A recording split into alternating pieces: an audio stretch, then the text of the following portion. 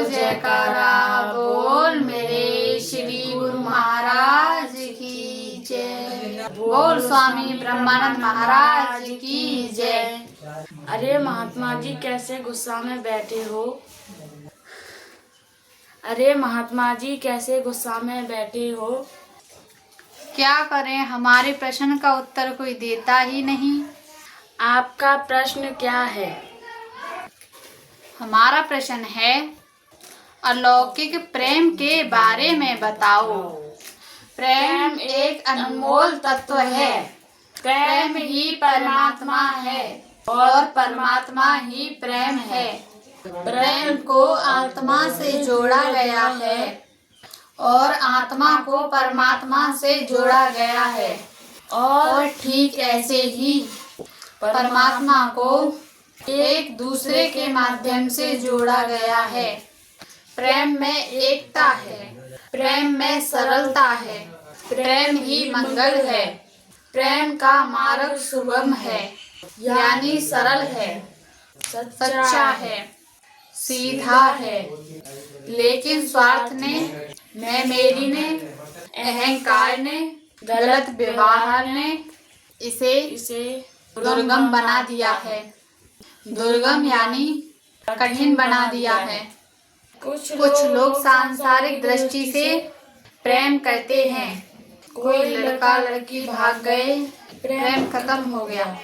किसी ने किसी की जमीन दबा ली, प्रेम में प्रेम खत्म हो गया। किसी ने किसी से प्रेम भाव में आकर पैसे की ठगी कर ली, समय आने पर नहीं दिया, प्रेम खत्म हो गया।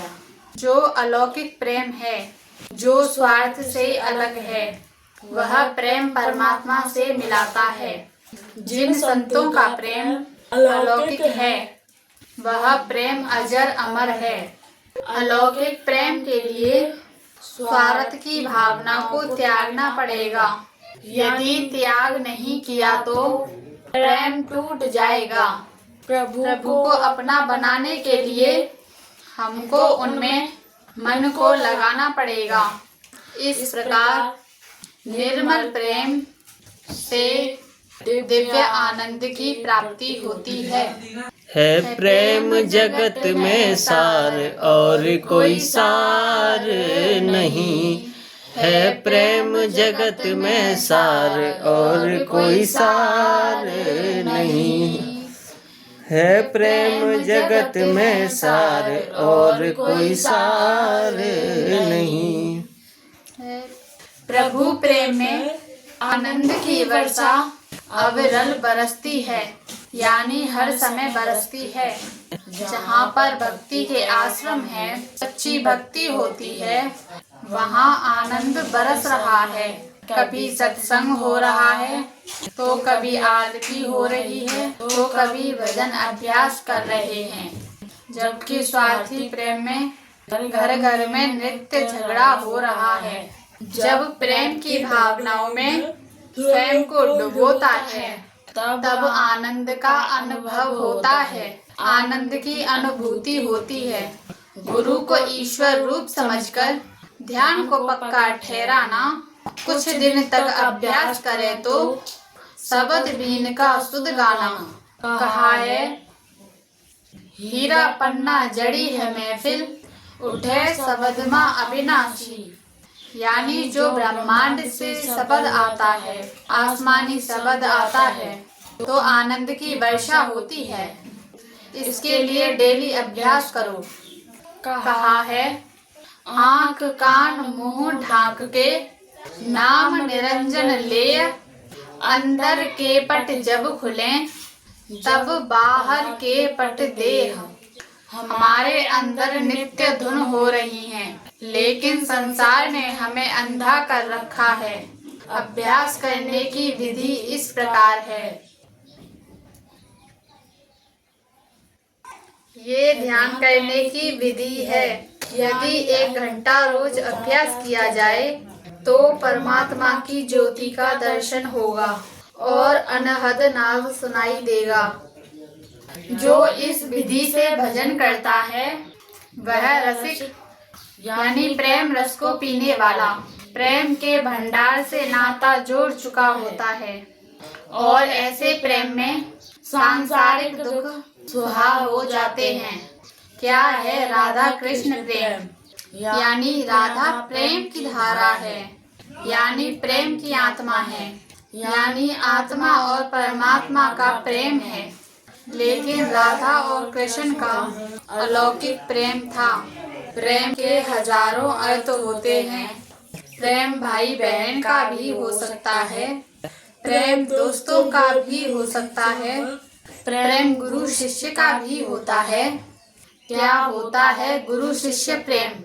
शिष्य प्रेम की धारा है, यानी शिष्य प्रेम की आत्मा है और प्रेम की आत्मा सतगुरु से जुड़ने पर परमात्मा का प्रेम हो जाता है। इसलिए उसको अलौकिक प्रेम कहते हैं, सांसारिक प्रेम नहीं। सांसारिक प्रेम तो फंसाता है और अलौकिक प्रेम जीवन मुक्त करता है। एक रेलवे के कर्मचारी थे, उनकी एक बहन थी और वह बहन विद्वान थी। अपने भाई को अच्छा ज्ञान देने के लिए सद्मार्ग बताया और वह बहन 40 साल की उम्र में चली गई। तो वह भाई इतना रोता था कि वो मेरी बहन नहीं, वह मेरी गुरु थी। मुझे हमेशा सद्मार्ग बताया और उसके प्रेम भाव ने मुझे इतना अच्छा बनाया कि आज वो रेलवे कर्मचारी उस बहन को हरदम याद करते हैं कि बहन हो तो ऐसी हो।